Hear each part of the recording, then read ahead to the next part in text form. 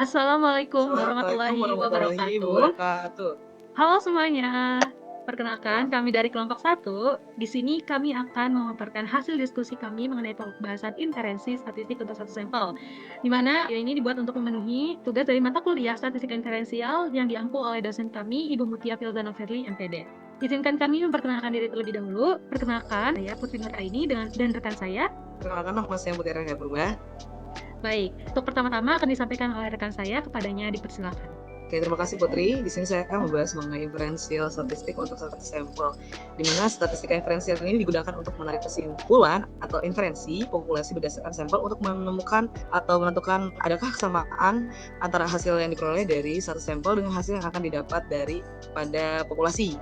Di dalam inferensi statistik satu sampel juga terdapat beberapa jenis. Yang pertama, estimasi titik dan selang kepercayaan, dan juga hipotesis. Nah, untuk satu kelompok dalam artikel yang akan kami bahas ini, kami akan menggunakan pendekatan uji atas T-cell sampel untuk menganalisis perbedaan nilai dengan standar yang akan ditetapkan. Di sini kami mengambil judul kasus yaitu uji perbedaan rata-rata nilai ujian akhir semester matematika siswa kelas 11 dengan KKM. Kemudian asal data populasi dari seluruh siswa kelas 11 SMK 1 tahun berat tahun ajaran 2025-2026 dengan sampel 68 siswa dari 2 kelas dan sumber data dokumentasi nilai UAS matematika. Pembahasan selanjutnya akan dijelaskan oleh Putri Nuraini. Baik, selanjutnya saya akan memaparkan bagaimana kami menganalisis data dari 68 siswa tersebut, data nilai UAS-nya. Jadi yang pertama kita melakukan uji prasyarat, yaitu melakukan uji normalitas data. Karena kami akan melakukan uji T1 sampel, di mana harus dilakukan kalau datanya itu sudah normal gitu. Jadi kami akan melakukan uji normalitas data terlebih dahulu. Nah, untuk uji normalitas data dapat menggunakan SKSR. Di sini saya akan menunjukkan bagaimana kami melakukan uji normalitas data dari 68 siswa tersebut. Yang pertama kita input dulu nilai dari 68 siswa ke SPSS, lalu kita beri nama variabelnya itu adalah nilai dengan desimalnya itu 0, dan di sini measure kita ganti scale karena ini untuk kita hitung gitu. Selanjutnya kita ke analyze, lalu kita ke descriptive statistik, lalu kita pilih explore. Nah, di sini untuk variabel nilainya kita pindahkan ke dependent list, kita klik plots, lalu kita klik normality plots, continue, lalu di oke. Nah, nanti akan muncul output mengenai tabel test of normality. Nah, di sini karena sampel kami itu ada 68 siswa, kita menggunakan uji normalitas di Kolmogorov-Smirnov karena lebih dari 30. Kita bisa melihat signifikan dari uji normalitas Kolmogorov-Smirnovnya. Di sini untuk nilai signifikannya itu adalah 0,200, di mana kalau misalnya nilai signifikannya itu lebih besar dari 0,05, maka data tersebut sifat normal. Maka kita melakukan uji selanjutnya, yaitu uji T untuk satu sampel. Nah, untuk uji T1 sampel, di sini kami menghitung dengan dua cara. Yang pertama itu menggunakan manual, dan yang kedua itu kami menggunakan SPSS. Nah, di sini terdapat data dari 68 siswa. Kita hitung menggunakan rumus T hitung, tetapi sebelumnya kita mencari rata-rata dulu nih. Didapat rata-rata itu 59,15. Nah, selanjutnya setelah mencari rata-rata, kita bisa menghitung standar deviasi atau simpangan baku sampelnya. Maka standar atau simpangan baku sampelnya kita dapatkan yaitu 24,436. Dan didapatkan nilai T hitungnya yaitu min 6,362.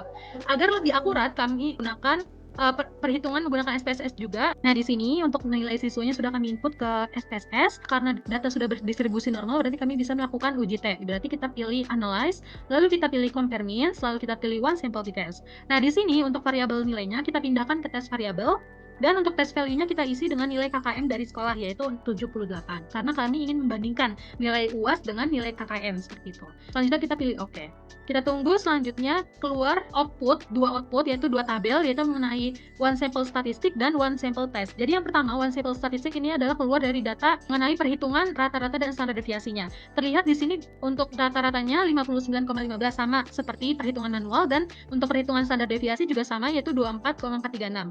Lalu untuk one sample test, yaitu uji T1 sampelnya, kita lihat di sini di bagian signifikannya yaitu 0,000, di mana kriteria itu adalah ketika signifikannya itu lebih dari 0,05, maka hipotesis diterima. Tetapi jika kurang dari 0,05, maka hipotesis ditolak. Nah, di sini terlihat bahwa signifikannya itu adalah 0,000, di mana dia itu kurang dari 0,05. Maka bisa disimpulkan H0 ditolak dan H alternatif diterima. Jika kita bandingkan melalui T hitung, bisa kita lihat di sini T hitungnya itu adalah min 6,362. Ini sama seperti perhitungan manual kita. Nah, di sini kita bandingkan dengan T tabel. T tabel untuk DF67 dan taraf signifikan 0,05 yaitu bernilai 1,996. Nah, karena T hitungnya lebih kecil dari T tabel, maka bisa disimpulkan juga bahwa H0 ditolak dan hipotesis alternatif diterima.